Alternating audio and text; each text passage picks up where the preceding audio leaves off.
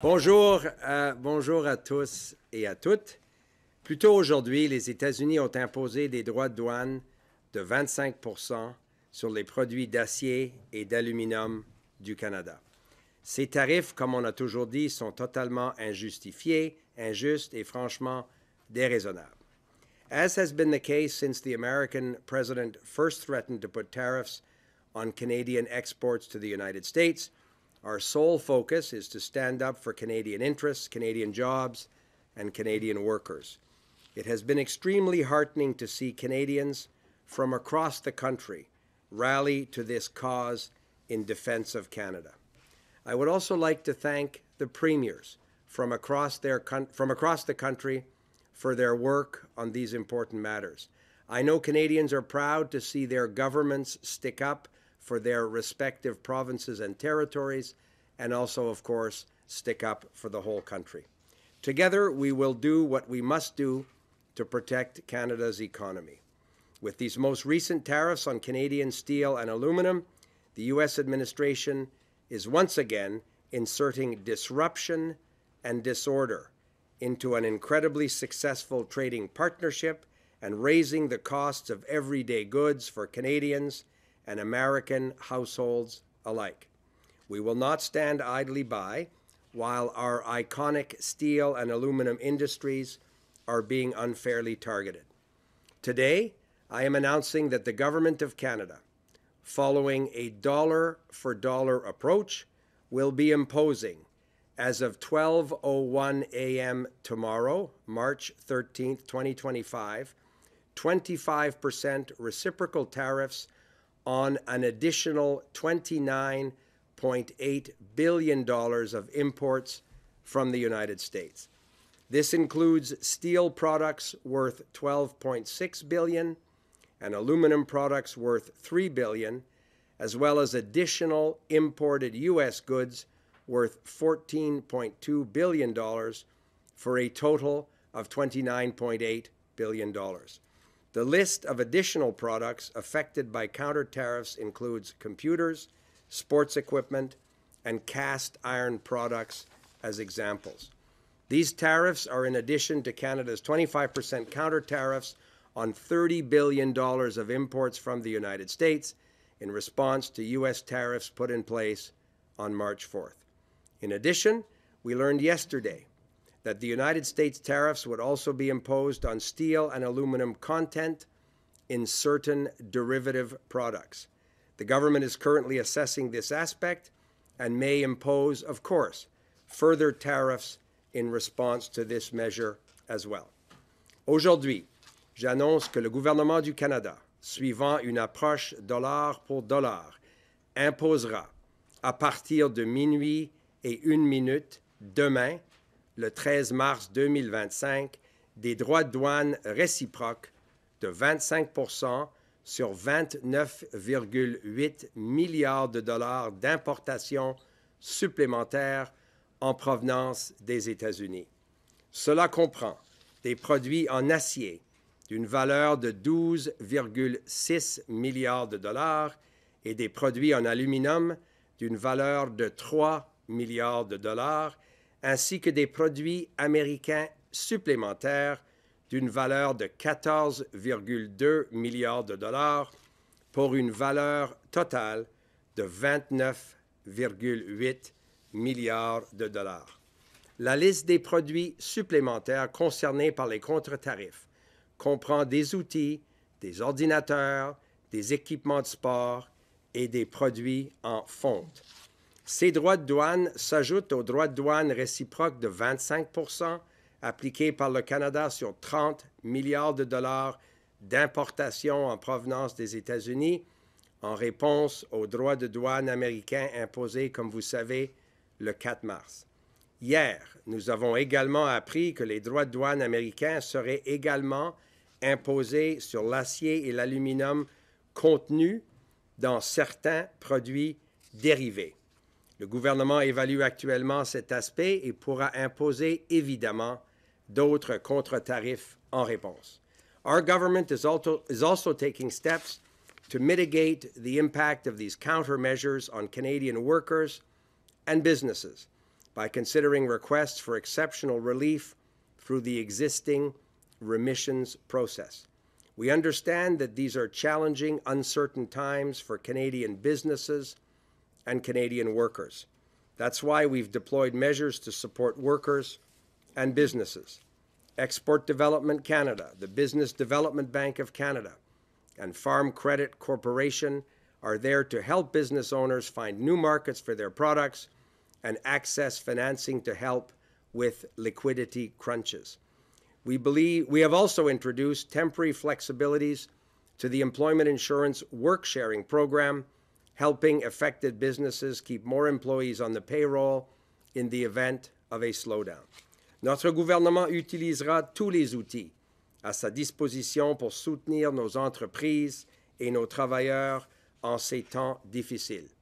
D'autres mesures pour aider les travailleurs et les entreprises pourraient être annoncées au besoin, et je suis très encouragé encore une fois par la volonté des provinces et des territoires aussi de travailler avec nous afin d'appuyer les secteurs économiques dans leur région.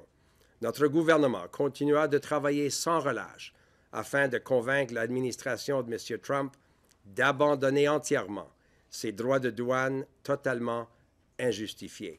We will use every tool at our disposal to defend Canadian jobs and Canadian businesses and support workers through these challenging times. And with that, I'm happy to pass the microphone to my colleague, Mélanie Joly. Mélanie. Yes, merci, Dominique. Thank you all for joining us today. You've just heard the actions we're taking from my colleague and friend, Dominique Leblanc. Canada is holding strong and will continue to do so together.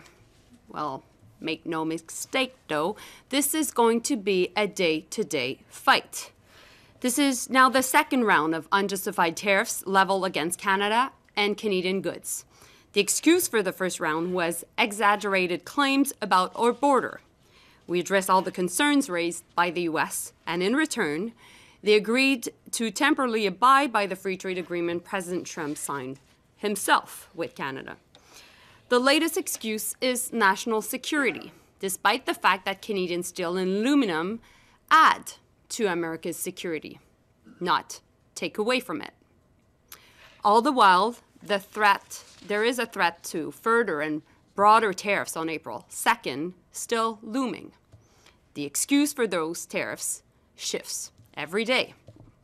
The only constant in this unjustified and unjustifiable trade war seems to be President Trump's talks of annexing our country through economic coercion. Yesterday, he called our border a fictional line and repeated his disrespectful 51st state rhetoric. Well, Canadians have made it very clear that we will not back down and we will not give in to this coercion. À mes concitoyens canadiens, je tiens à vous rappeler que nous n'avons rien fait pour justifier les actions du président Trump contre notre pays. Et nous n'avons rien fait pour justifier ses attaques contre notre économie et notre identité. Nous ferons cependant tout pour riposter. Et nous n'allons jamais négocier contre nous-mêmes. Nous continuerons à être solidaires et votre gouvernement sera là pour continuer à vous soutenir. Entre-temps, on continue d'acheter canadien et entre-temps, on continue de soutenir notre monde. Maintenant, je pense à notre monde au Saguenay-Lac-Saint-Jean, sur la côte nord, à Sorel. I'm thinking about the people in Hamilton, in also the Sioux, in Regina, in Kitimat, people working in the steel and aluminum sectors. Pour nos travailleurs et travailleuses dans l'industrie de l'acier et de l'aluminium, nous sommes ici pour vous. Nous avons pris des mesures fortes en 2018 lorsque le président Trump nous a imposé des droits de douane et nous continuerons à le faire. Les droits de douane sur l'acier et l'aluminium étaient injustifiés en 2018 et ils demeurent injustifiés aujourd'hui. I now would like to talk to the American people, to our American friends. I want you to remember this. Canada is your best friend, best neighbor, and best ally. Many of us have family on both sides of the border. Canada is also America's best and biggest customer. We buy more American goods than the UK, France, China, and Japan altogether. together, we have spent generations building a relationship between our countries that is the envy of the world. Canada is not the one driving up the cost of your groceries or of your gasoline or any of your construction. Canada is not the one putting your jobs at risk. Canada is not the one that is ultimately starting this war. President Trump's tariffs against you are causing that. And there are no winners in a trade war. American friends, help us help you. Please help us end these tariffs as quickly as possible. And please talk to your elected representatives at the federal, at the state and municipal level. Please talk to your governors, to your senators, to your House representatives, and to your mayors. Send the message to the White House. Working together, Canada and the U.S. have built a strong enough economy, and working together, we can bring down inflation and bring stability to the markets. To my European colleagues, we will work together to put pressure to end these tariffs against you too. À mes collègues en Europe et dans le monde entier, je dis depuis longtemps que le Canada est le canari dans la mine. Que si les États-Unis peuvent nous faire ça à nous, leur allié et ami le plus proche, aucun d'entre vous en est exempt. Aujourd'hui, ces droits de douane injustifiés ont été imposés à vous aussi. Alors, travaillons ensemble pour les faire lever. Travaillons ensemble pour encourager les Américains à faire pression sur leurs représentants élus. Ensemble, nous avons réussi à lutter contre les droits de douane sur l'acier et l'aluminium en 2018 et nous pouvons le faire à nouveau. After this, I'm heading to the G7 Foreign Ministers meeting in Charlevoix, Quebec. I'll be meeting with Secretary Rubio. I will also be meeting with my European and British counterparts. In every single meeting, I will raise the issue of tariffs to coordinate our response with the Europeans and to put pressure on the Americans. This is much more than about our economy. It is about the future of our country. Canadian sovereignty and identity are non-negotiable. Canadians have had enough, and we are a strong country. We will defend our sovereignty, we'll defend our jobs, and we'll defend our way of living. And we will do so all together, every single day, and one day at a time. Thank you. Bon matin tout le monde, bonjour tout le monde. Nous vivons l'un des moments les plus sérieux dans l'histoire du Canada. Aujourd'hui, les États-Unis poursuivent leur assaut tarifaire contre le Canada avec l'imposition de droits de douane de 25 % sur notre acier et notre aluminium. Ces droits de douane sont non seulement inacceptables, ils sont injustifiés. Ils auront un impact économique négatif considérable, comme le disaient mes collègues, des deux côtés de la frontière. As we have always said to our American friend, tariffs on Canada is a tax on American. And as I've seen someone yesterday saying, these tariffs are bringing the Wild West on the factory floors across North America. This needs to stop. This is hurtful for workers. This is hurtful for industry. This is hurtful for the competitiveness of North America. Canadian steel and aluminum are essential for North America. And we live in a time, as my colleagues have said, that where you see a nexus between economic security and national security. We need to preserve what we have achieved over generations. From energy to defense, to automotive, shipbuilding, and countless other sectors of our economy, Canadian steel and aluminum fuel North American supply chains. Actually, I was with the association representing aluminum. So one job in the United States, one job in Canada in the primary aluminum sector support 13 jobs in the United States. That's the ratio 1 to 13. This is how integrated we are when it comes to steel and aluminum in North America. But let's be clear. This is more than just about supply chains and big industry. This is about people. This is about our workers. This is about families and community all across this country and across the United States. They are the ones paying the price. This uncertainty is creating anxiety across North America, and we need to work together to stop that. Les secteurs de l'acier et de l'aluminium représentent plus de 150 000 travailleurs partout au Canada. Chaque jour, ces travailleurs aident à bâtir notre grand pays. C'est pourquoi aujourd'hui, devant ces tarifs injustifiés, on réplique avec des contre-mesures robustes, comme l'a indiqué mon collègue, le ministre Leblanc.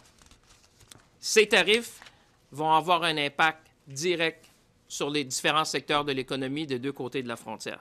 That's why today, we're hitting back against these unjustified U.S. tariffs. We're not alone in doing that, as Minister Joly said. The European Union has reacted. Our friends and allies in Japan have reacted. The world is reacting against these unjustified tariffs. But let me be clear. This is not something that we want to do. This is not something that we like to do. But it's something that, unfortunately, we are being forced to do in order to protect our way of living in this country and to protect North America. Make no mistake, today's decision by the U.S. will increase costs for consumers. Mr. Joly was right.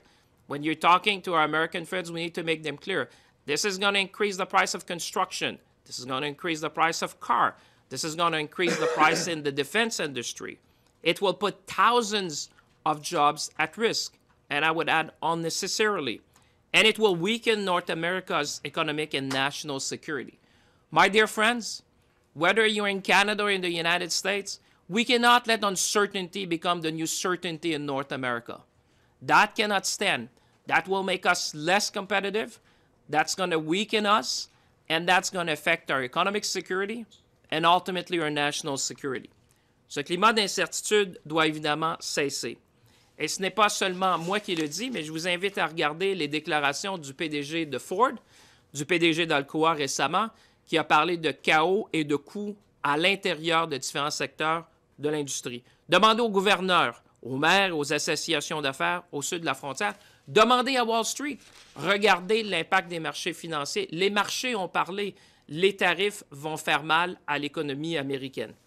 As we have always said, we will continue to stand up for Canada by supporting and defending our workers and our industries, and I would say our way of living as Canadian.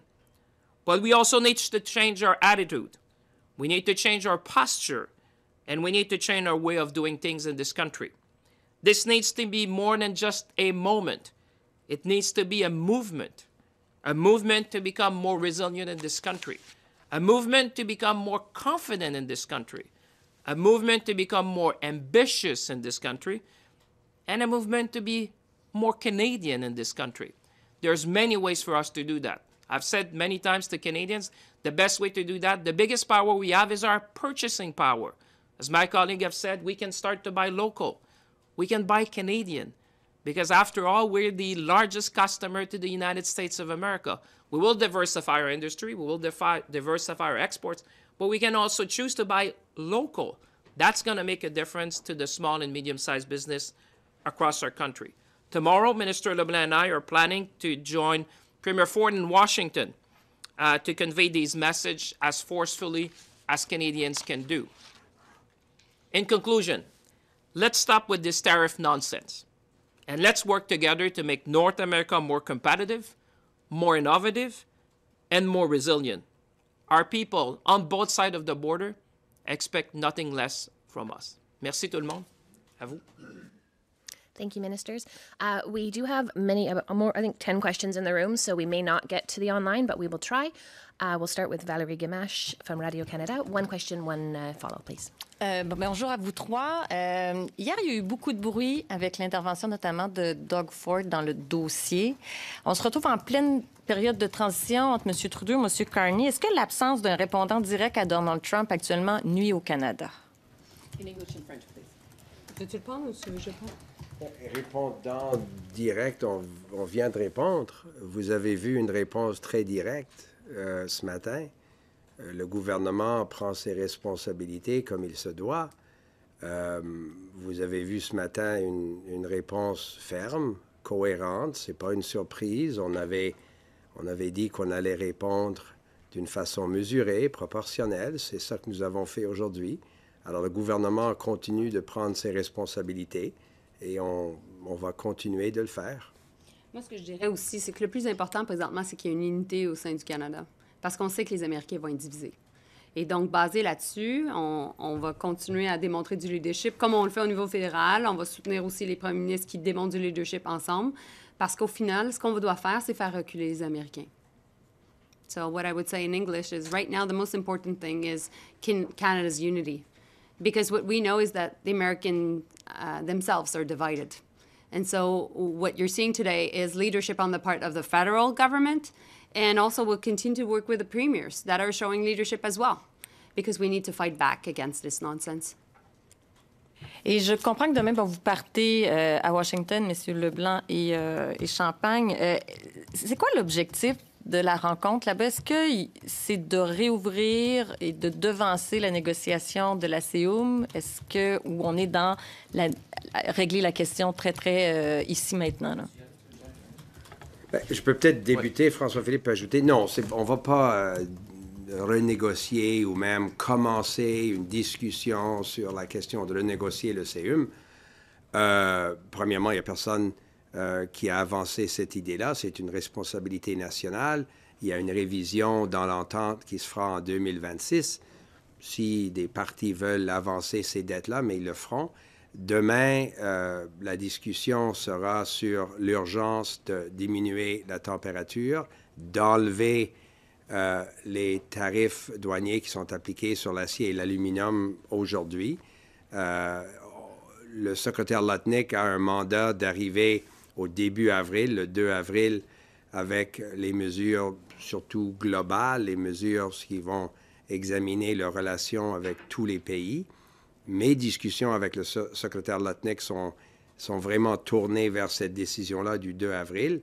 On va faire tout ce qu'il faut faire pour enlever le Canada des mesures qui se sont appliquées depuis déjà une dizaine de jours et arriver à une discussion, à un résultat le 2 avril qui, j'espère, est plus cohérent que qu'est-ce qu'on a vu au cours des prochaines semaines.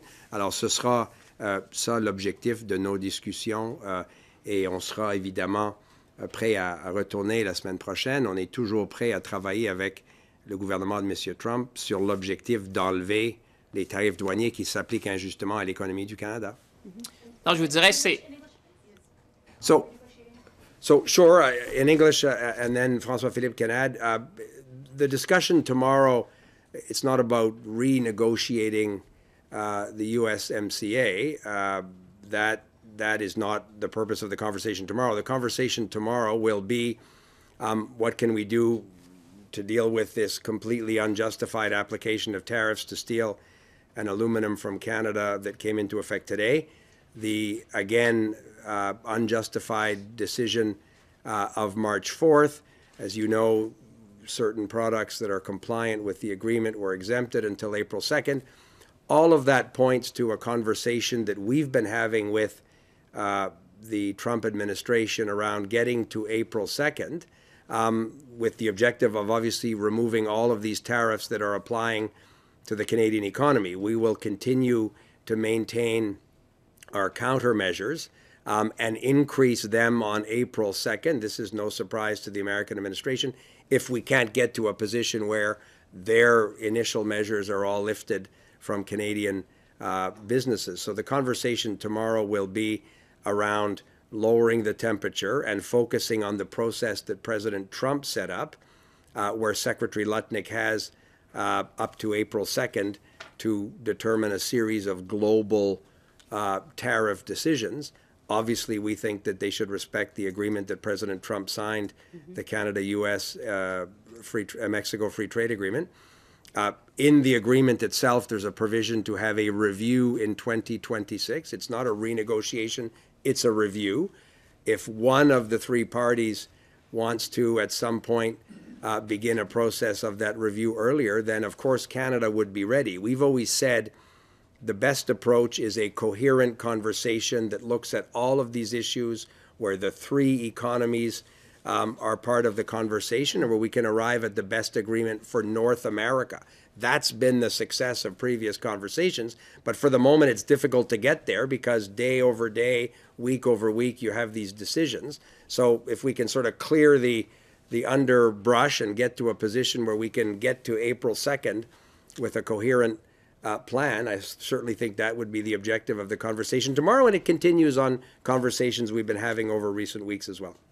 Je pense que Dominique l'a bien dit. Demain, pour être clair devant les Canadiens et Canadiennes qui nous regardent, il n'y a pas de début de renégociation, évidemment, de l'accord de libre-échange. Par contre, moi, ce que j'entends amener avec le ministre Leblanc à la table, c'est vraiment de nous ramener dans un mode où il y a plus de certitude. Moi, je le dis souvent, l'incertitude ne peut pas devenir la nouvelle certitude. J'ai rencontré plusieurs des dirigeants.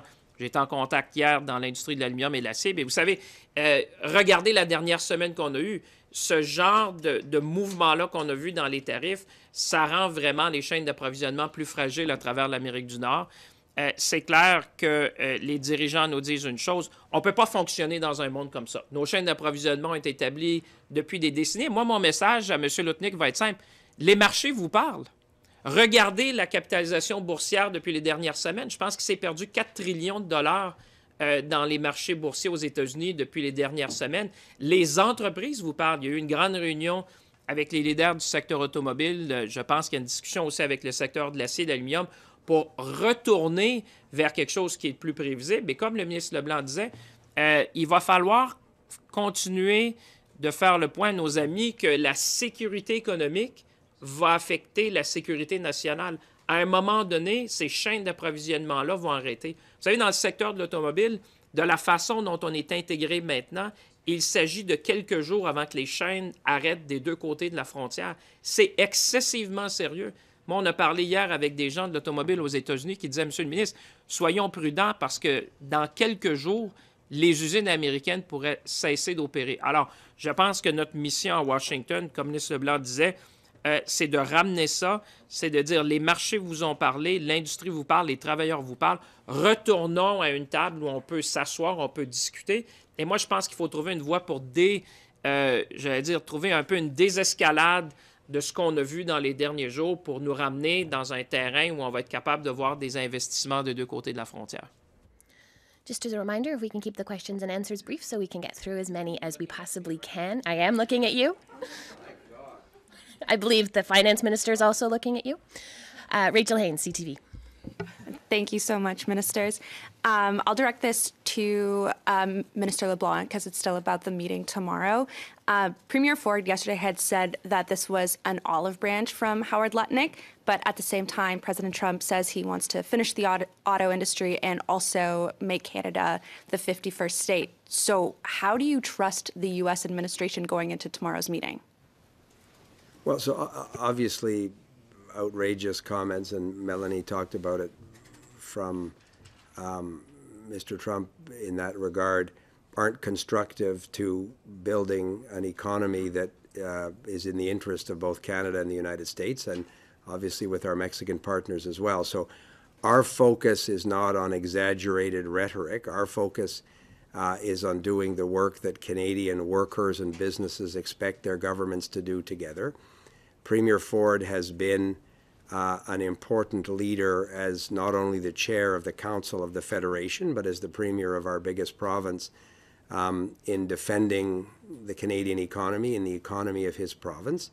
I think it would be irresponsible not to take an opportunity to talk to Howard Lutnick about what we think is important to build a strong North American economy and why we think these continued tariff measures and the necessary and appropriate response that comes from Canada is not a constructive path to be on. If you're like racing to the basement, there's no real prize for being the first person to get to the basement. Like it doesn't feel like the path that we want to be on. I've had with Secretary Lutnick constructive conversations. So this is an opportunity again to figure out, I hope, the best way to get to April 2nd, the decision points that they have set up themselves in a way that protects and promotes economic growth in Canada. And we think done properly, it's also in the interest of the United States as well. Can I just add to that? I think the strategy is clear. We just need to make sure that we put maximum pressure to defend our jobs, defend our sovereignty, defend our way of living. But meanwhile, as the team negotiating, we need to find off-ramps. And it is just the right thing to do. So we'll do both. That conversation with Howard Lutnick is important. The ones we have, and I'll have with Secretary Rubio as well. So we're doing that in the best interest of Canadians. Let me just add on the auto sector, because you touched something that will really, but that's going to affect hundreds of thousands of people in this country. Trust me, those who are watching are listening to that. Those who are watching, we're going to fight for the auto sector every single day. I spoke to them and I say, Canadians have been there for you. Canadians have been there for the auto sector for decades since we had the auto pact. And these companies, most of them, have long-standing commitments to this country.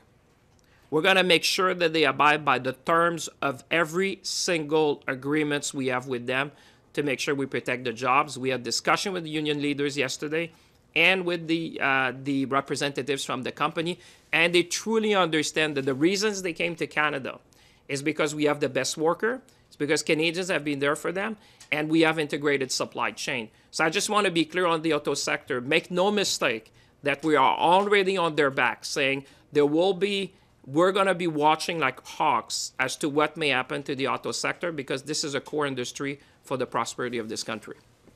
All right, thank you.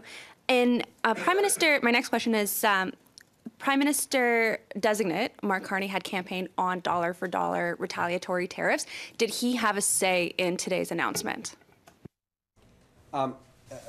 Obviously, we took note of what the Prime Minister-designate said in the leadership campaign, but it's also been the position of the Government of Canada to have a strong response to these unjustified measures.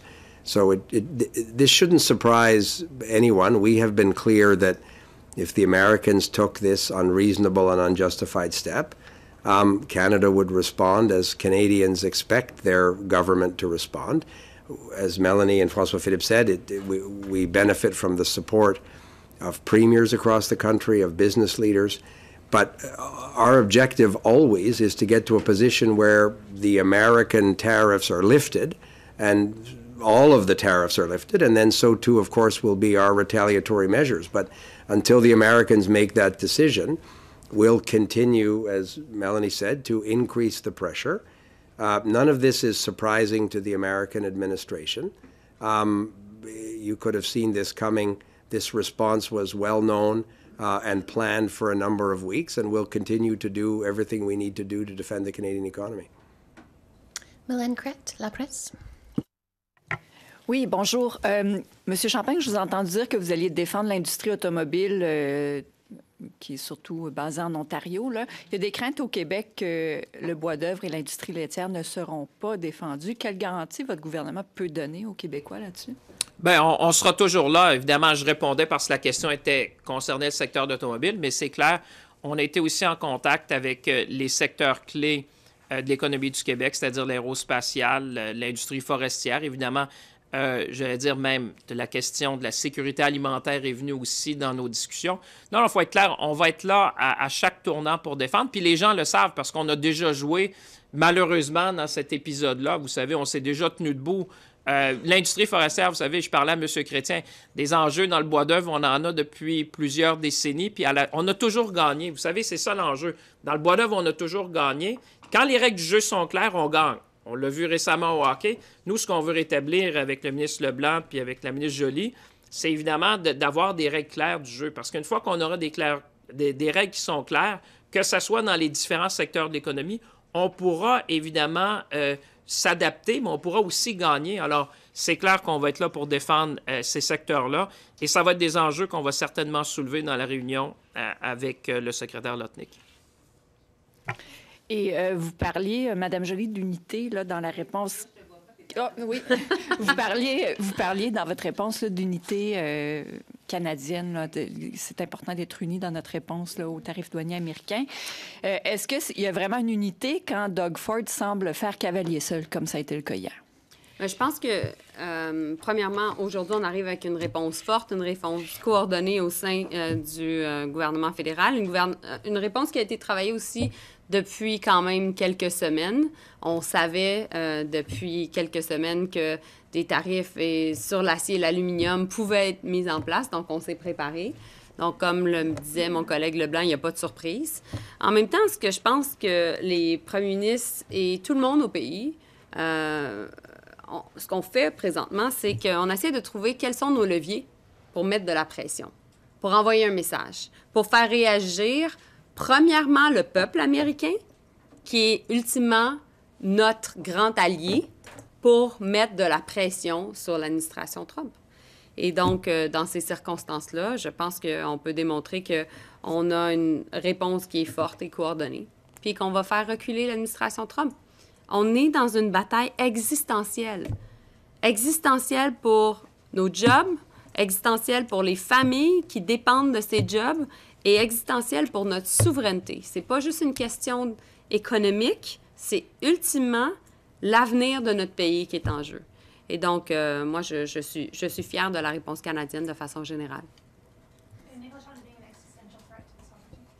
Well, this is not only a threat to Canadian jobs, not only a threat to so many families that are supported by these jobs, it is an existential threat to our country. And we will fight for every single job, we'll fight for families, and we'll fight for who we are as a country, because this is not only about the economy, it is about the future of our country. David Aiken, Global.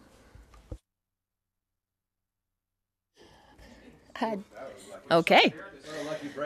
We'll go to David Baxter from the Canadian Press.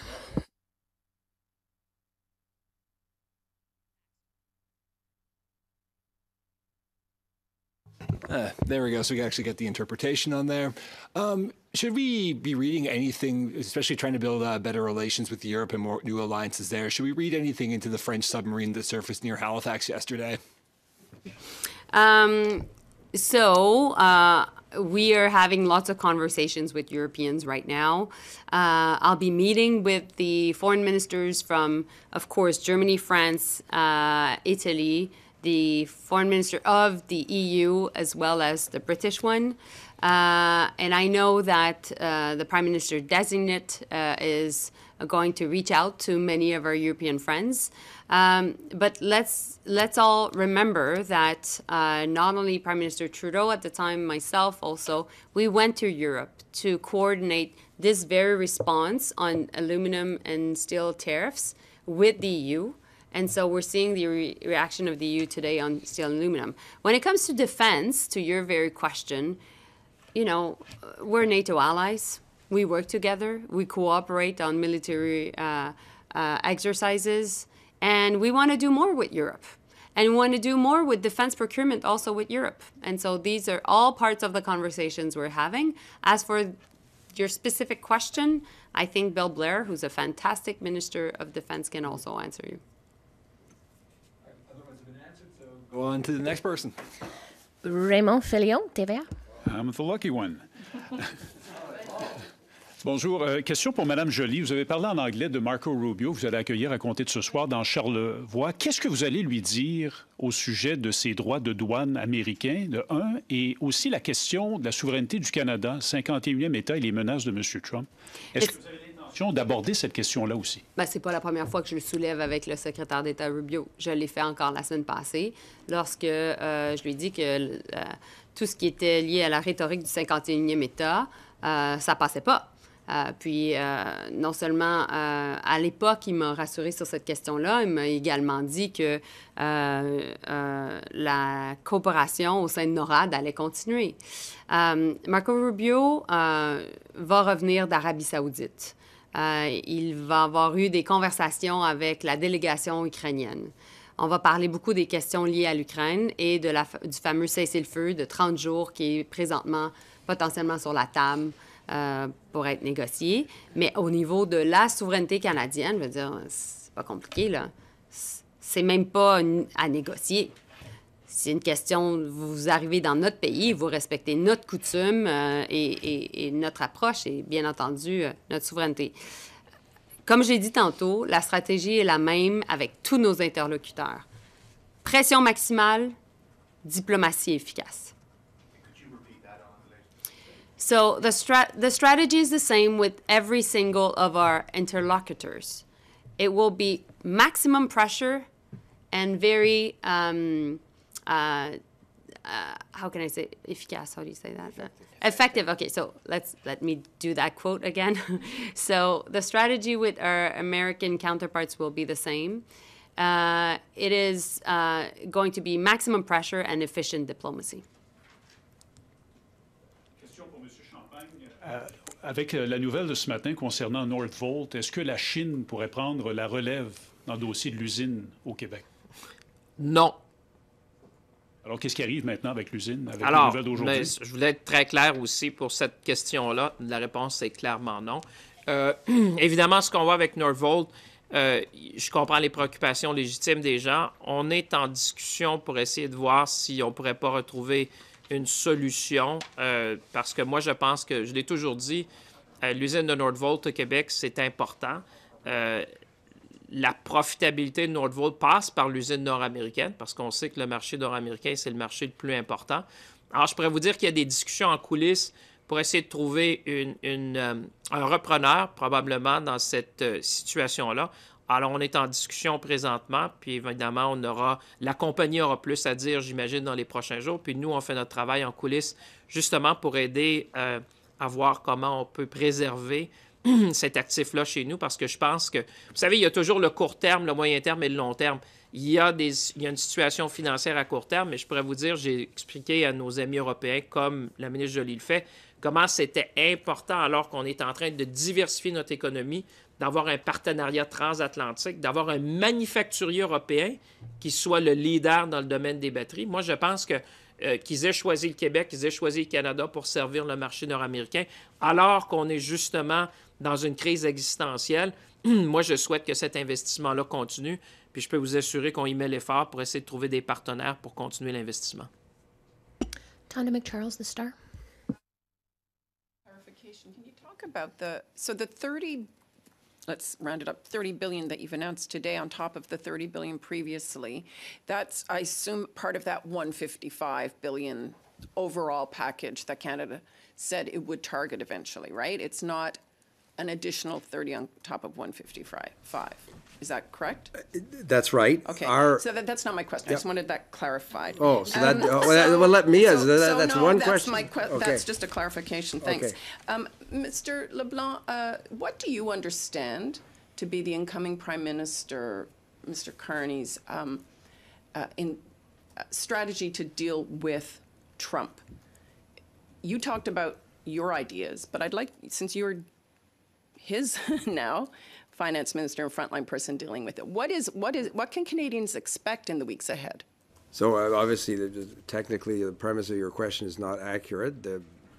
Mr. Carney will be sworn in with his cabinet sometime in the coming days, so I just don't want to accept the premise of those questions, and I certainly don't want to speak for our new boss.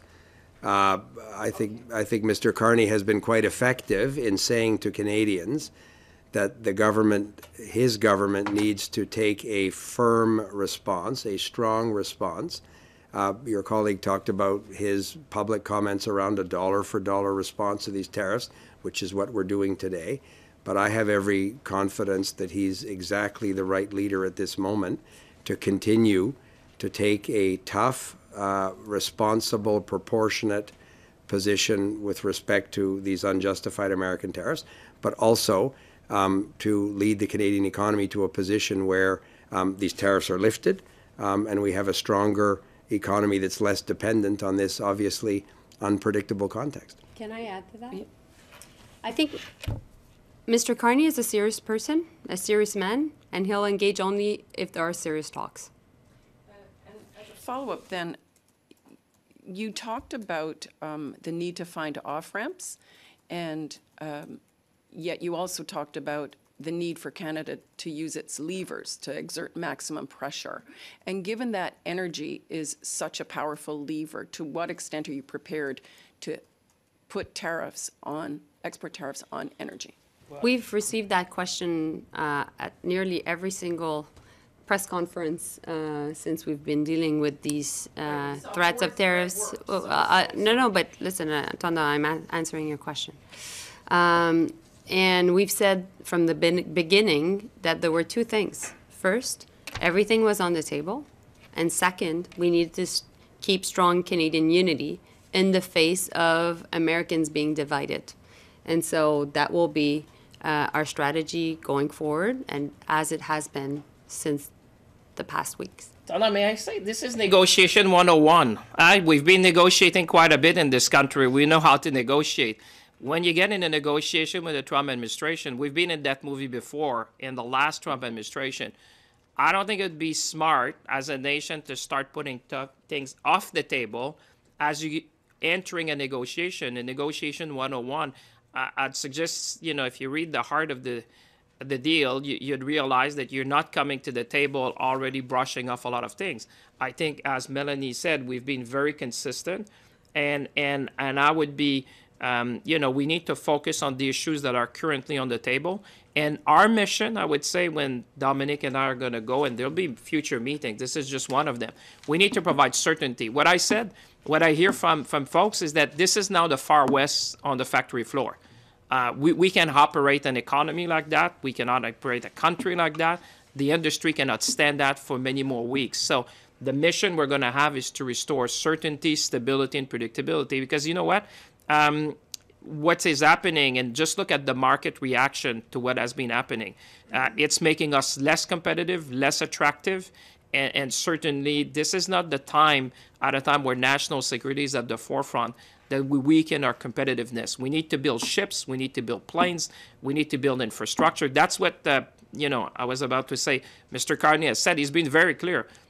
We're going to invest in our military, we're going to build infrastructure, we're going to be the most resilient economy in the G7. Unfortunately, that's all the time we have for questions today. We were ready to I already got an extra 7 minutes. We're not. I need to go to Charlevoix, guys. But you're not going to come tomorrow if we say everything today. That's the problem. Can you just explain? Ça peut changer. Demain, ça va être totalement différent. Can you coordinate